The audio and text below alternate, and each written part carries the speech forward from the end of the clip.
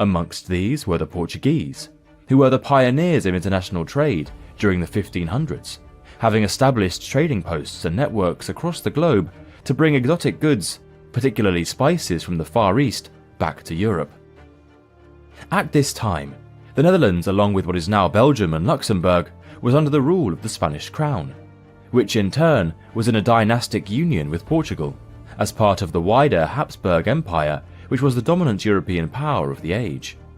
Relations between the Dutch and their Spanish overlords were rapidly deteriorating, owing to the sectarian divide between the recently adopted Protestant faith of the Netherlands and the devoutly Catholic Spanish. These tensions eventually culminated into the outbreak of the Dutch Revolt, also known as the 80 Years' War, in 1566, in which the Netherlands sought to gain independence as a sovereign state.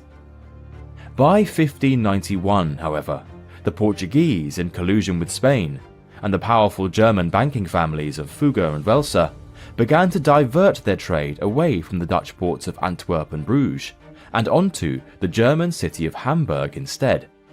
This not only deprived the Dutch of the benefits of the lucrative spice trade, but also disrupted the global supply chain, as the Portuguese were unable to keep up with the ever-growing demand, which consequently caused prices to rise sharply.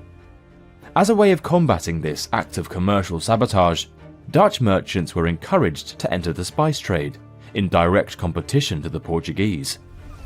The problem for the Dutch, however, was that they did not know where they would need to sail to in order to obtain such spices, as the Portuguese jealously guarded their navigational knowledge to what is now Indonesia.